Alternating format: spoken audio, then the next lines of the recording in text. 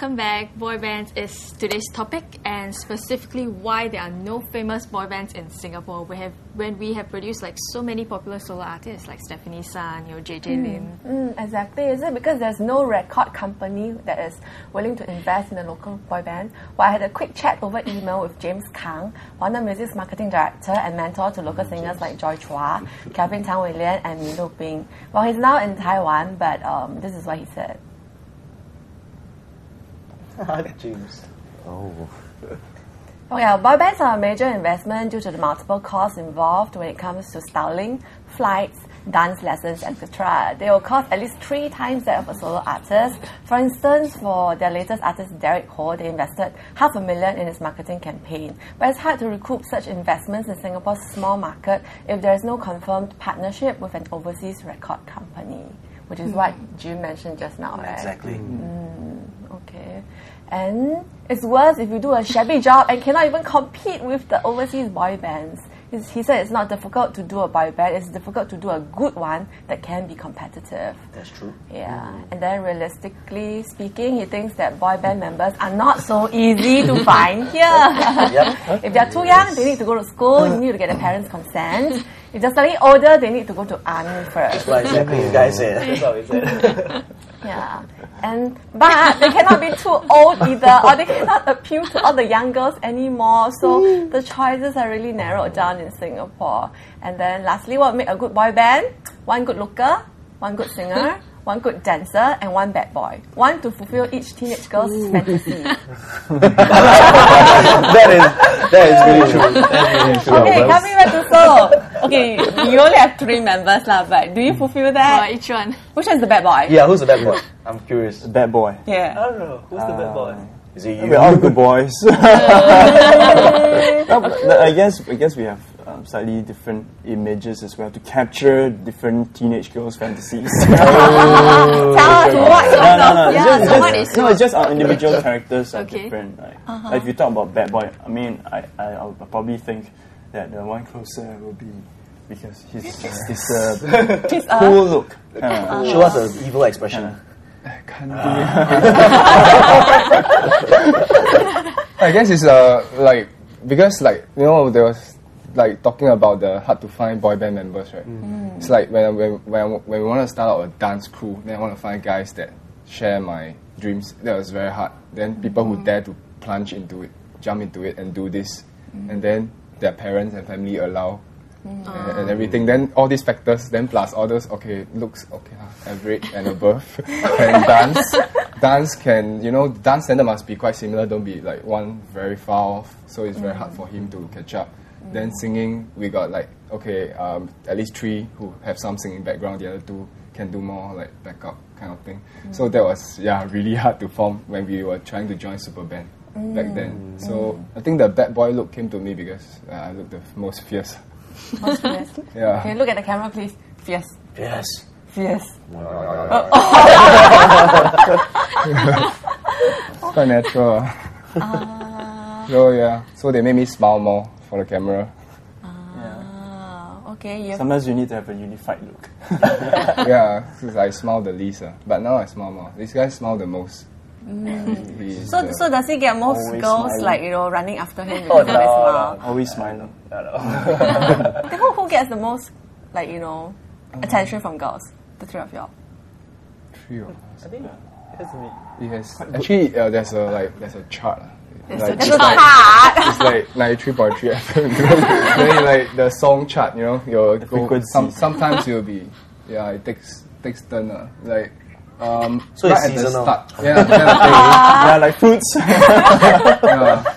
Like I think right at the start, like when we were 5 guys, like a couple of the guys were like really more popular. Then after a while, then when they got to know more about the rest who talk least, then so more fans start to like us. Have you managed to keep your fans from back then 2 years over?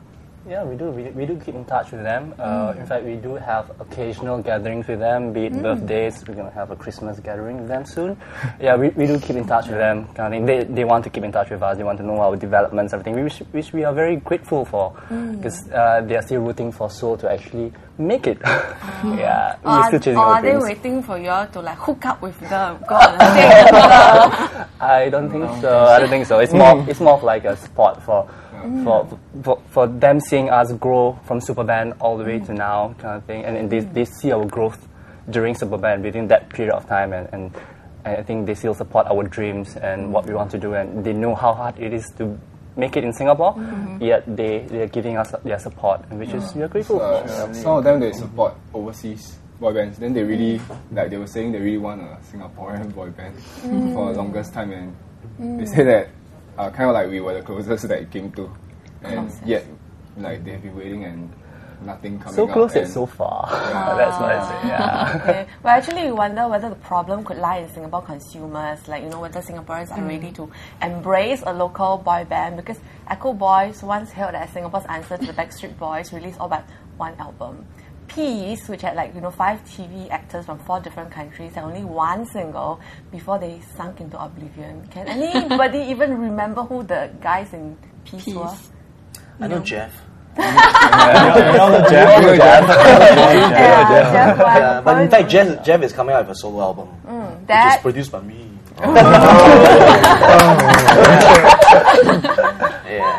Yeah. Echo Boys, I think I know a few of them. Yeah. Okay. Well, you wonder if it could be a case of like the grass is greener on the other side. The point is, I think, is really the market itself. It's too small. You look at all the bands which is being quoted just now in the beginning of the program. It's all from countries which is with enough population to support their own products. Thailand, Indonesia, Korea, Philippines. Taiwan, Philippines, Japan, Singapore. Okay, well, but anyway, we sent our journalist Christina to Fahrenheit's autograph signing just to find out if the girls there would support a local boy band. Take a look. Hello, I'm Christina, and today I'm at IMM at the autograph session of Taiwanese boy band Fahrenheit. And today I see lots of young girls, young boys waiting fervently for their idols to appear. Now, according to my cameraman, actually Fahrenheit has come to IMM last year for their autograph session too, to promote their last album, and the crowd was actually like 10 times as huge as this. So why has the crowd become smaller this year? Is there a dying down of the boy band craze? And how come there are no boy bands in Singapore that we can call our own? Now I'm going to find out from the fans themselves. So who do you like most? Why do you like them so much? They're very talented. Do you know of any boy bands from Singapore? No. Have you heard of Soul from SuperBand, Peace from MediaCorp?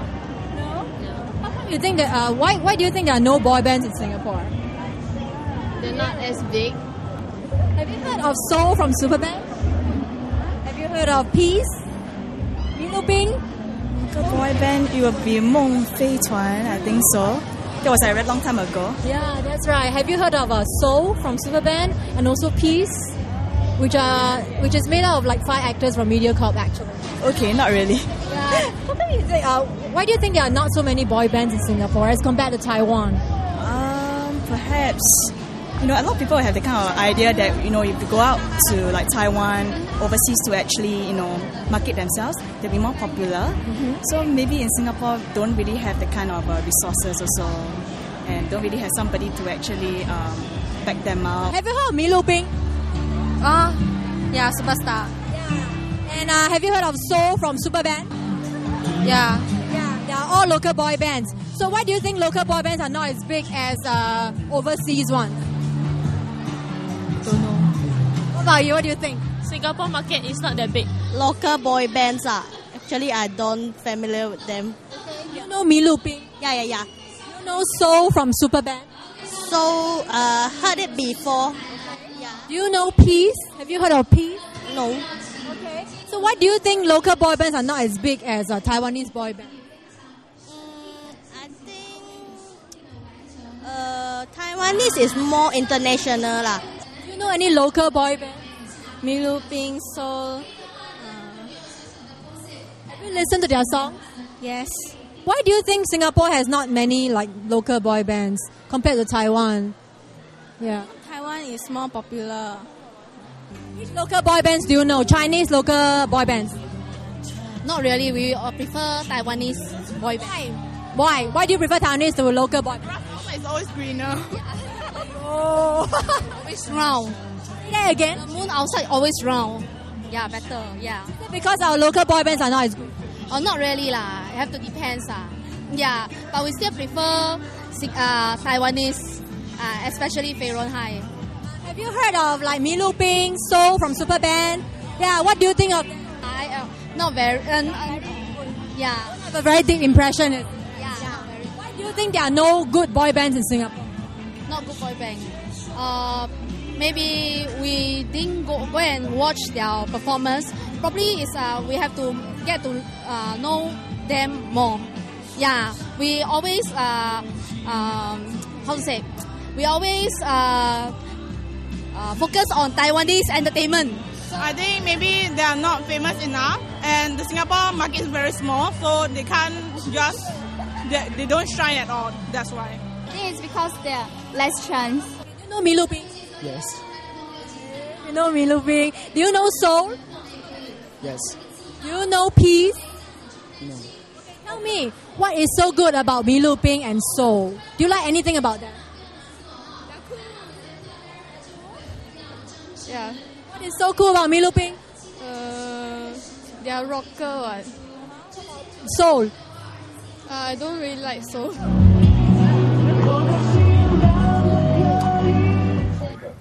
Oh, seems like there's very little fan interest in local You bands. see? Yes. Sorry, so. Are you disheartened by the news? No, actually, it's like they said, the grass is greener on the other side. Actually, this applies to quite a lot of Singaporeans, I feel. But and of course, with the proliferation of internet and cable TV, right? When there's YouTube and Taiwanese variety shows are very readily available, and you can see Korean boy bands, Japanese boy bands, or even American, all just by clicking on the link. So easy, yeah. So I think that sort of restricts our chances as well as local. But we got Razor TV. Yes. It's your chance to appeal to the world. Yeah. Like, have you ever thought about, like, let's say, going to Taiwan or going to China? Yeah, but like we said, resources. Yeah. We must be like very sure that something's gonna happen, because otherwise we are giving up a lot of like things like our livelihood, survival stuff here, resources that when we go there, we come back, we will. So like we need to be really quite sure of the chances. Then we so make the a move to invest. opportunity cost is very, very high for you all. Yeah, a lot of things. Like even like the joining of SuperBand really set us back quite a bit on the money side. But that's exactly the point. You see, people from Taiwan or Malaysia even, when they want to be an artist, right, they really don't care about anything. No? That's the problem with Singaporeans. We are too safe. But they really, in Chinese, 豁出去. They just whack, they just do. That's the problem with us. We are kind of like not daring enough to try. But again, there's a lot who try and fail. You know? But at least you can tell people that you try. You can tell yourself that, hey, in this whole life I've lived, I tried. Okay? Be it you fail or not, at least you tried. Yeah. Jim, have you ever thought of like grooming a boy band yourself? No. Because you've been through it and you know how tough it is. As I've said just now, it's not easy to handle a band, not to say a boy band. Okay, it's like anything more than 3%. Okay, one artist is hard enough to handle. To convince the artist to be competitive enough to be able to 豁出去 enough, that's difficult enough. Not to mention 3%, 4%, 5%. You gotta do like 5 times the talking, the psychological counseling, whatever thing. So it's really not an easy thing. Yeah. Whereas artists from other countries, you don't even need to talk to them. They want to make it so much, they will do whatever they can. Whatever. For instance, what? Whatever. Okay. No, they will just don't care about anything. They just do it. They don't care about whether they get the money to survive or not. In fact, last time during my time, when I was young, when I was small and Christmas trees were tall, Dreamz FM time 9 years ago, we don't care to. You know, when we went to Taiwan, we don't have a single cent in our pocket. So we live on this very little bit of allowance which is given to us by our company. Not even our Taiwan company. Maybe it's a shared thing, I'm not sure. And then every day, almost every day for half a year, I eat cup noodle. Really. Almost every day. It's only occasional chance which some big boss is going out and want to ask us to join them. Then it's like, let's tag along and eat some food. You know? And that is just all cup noodle. And you should look at our rooms, man. We're just sleeping on mattress, and our stuff is just beside us. It's pathetic. Yeah. So that's why you're so slim then. But now since I come back, I came back. I earn my own bucks. Yeah, I ate a lot. Daryl, what do you think? Do you think our local girls tend to, embrace foreign talent more? Definitely. In terms, because it's like choices. There are so many choices around, and you have to say like for boy bands in other regions, they're definitely better in our local produce in many ways. Yeah, I think it's because of the way they portray themselves to be very. It's like when they just appear on stage, you sense that they have this X factor that will get the girls go wild and screaming. Yeah. So yeah. X factor. So tell us, what is the X factor for a boy group?